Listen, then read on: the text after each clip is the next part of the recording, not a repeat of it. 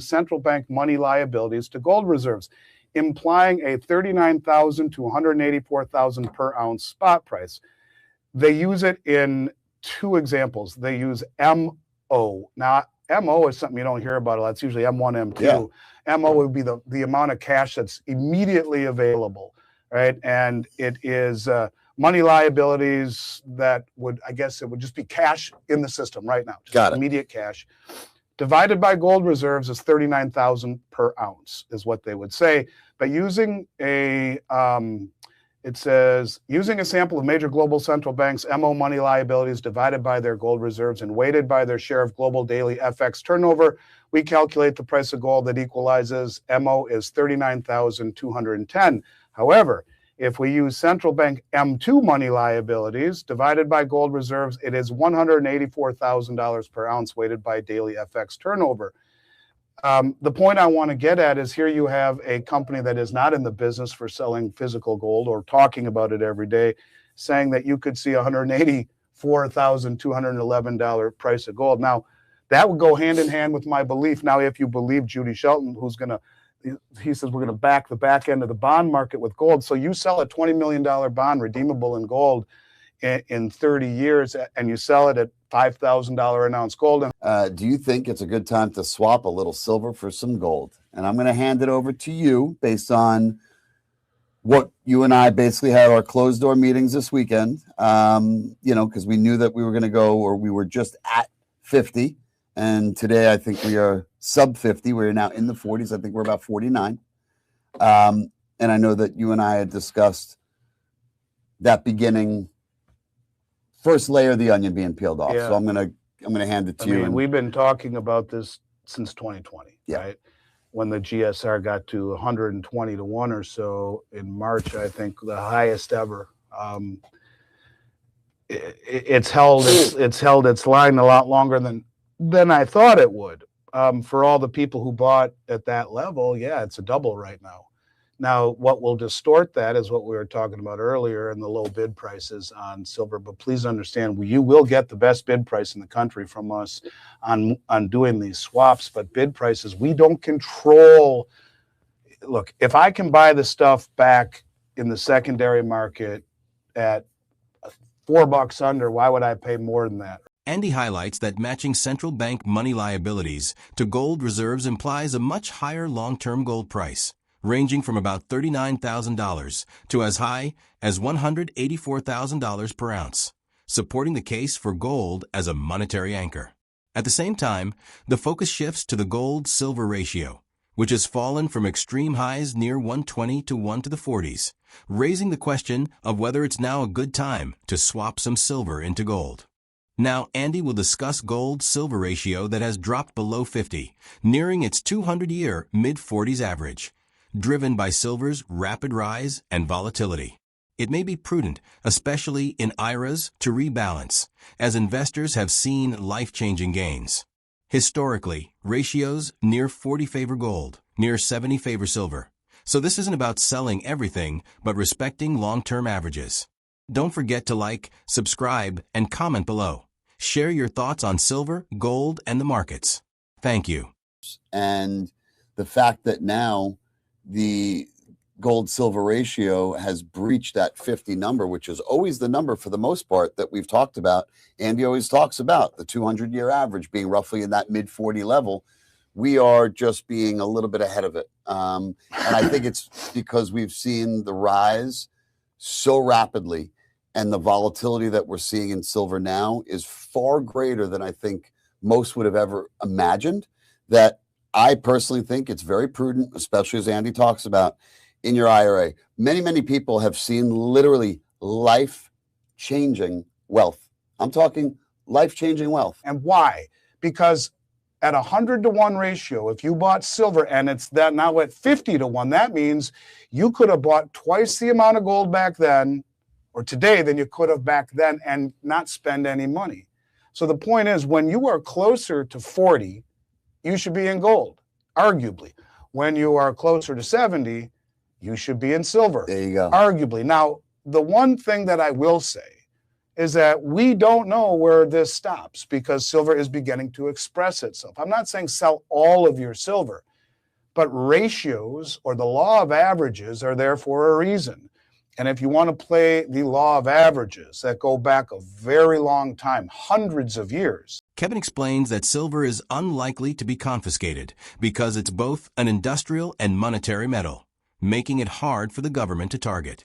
He notes that taking large IRA distributions before age 59 and a half can trigger hefty penalties and push you into higher tax brackets. To minimize tax impact, he suggests splitting distributions, half in November and half in January, so they fall in 2 different tax years rather than taking it all at once. I personally am not a believer that your silver is going to get confiscated.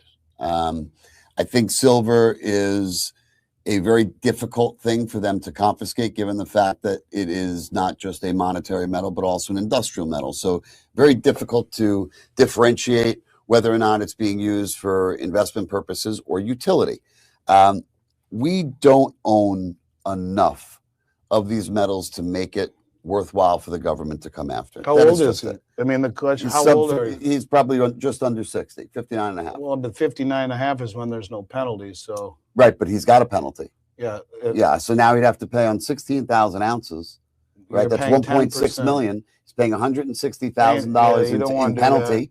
And then he's going to be certainly at the top bracket, 40% plus whatever the state is. So what Kevin means by that is when you take a distribution, it's regular income, which all of the income that you make that year will then let's just say you're not in the top tax bracket, well, this will put you there. Correct.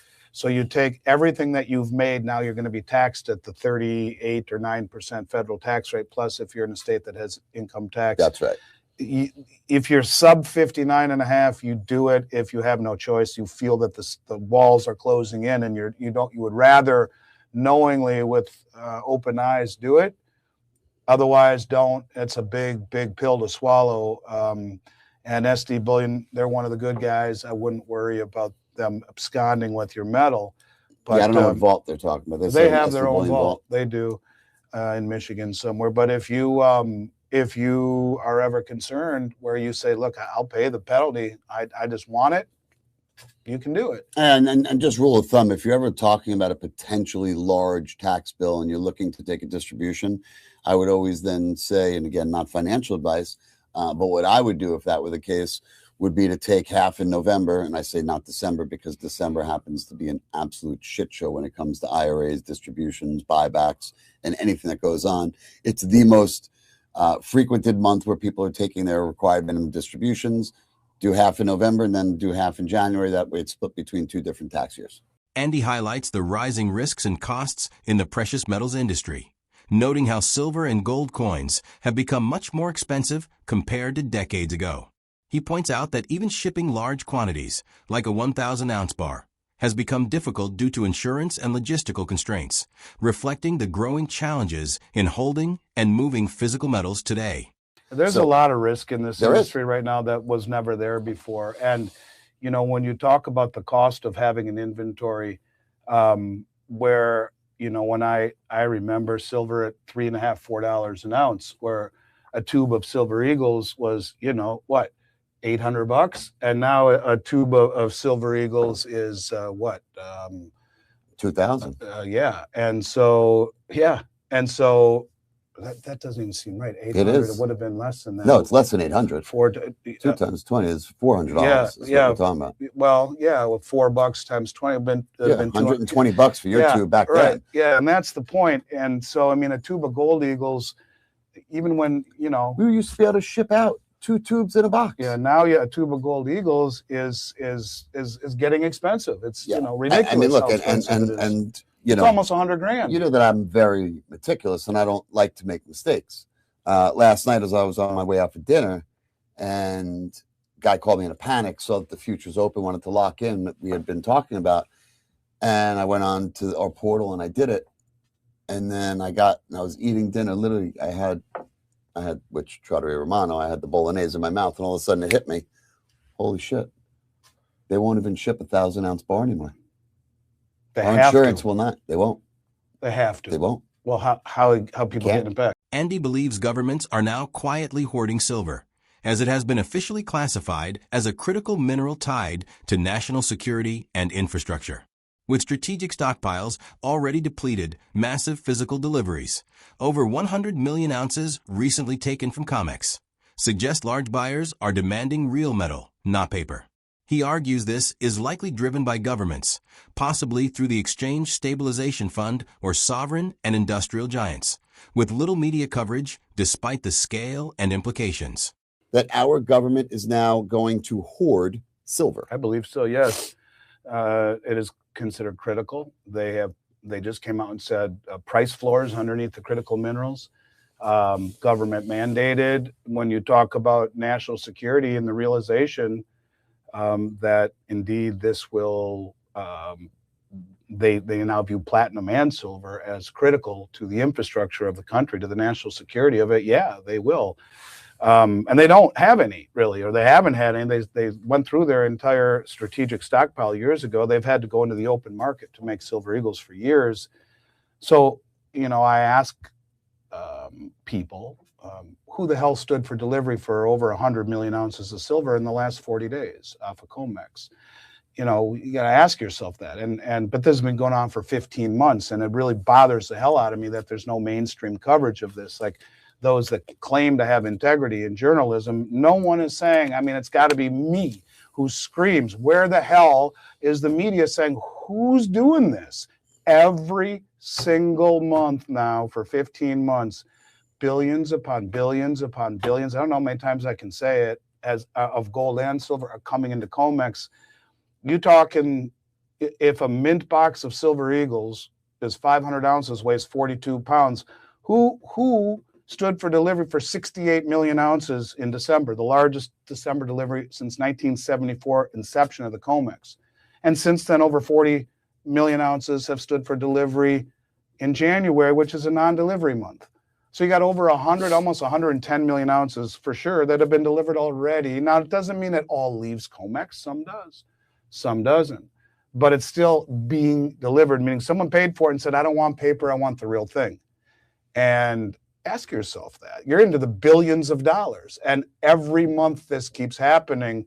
I argue in large part it is the government through the Exchange Stabilization Fund, where they don't have to tell Congress about it because it is for national security. That would be my guess, amongst other maybe sovereign wealth funds or Teslas or Samsungs or Sony or our government. Don't forget to like, subscribe, and comment below. Share your thoughts on silver, gold, and the markets. Thank you.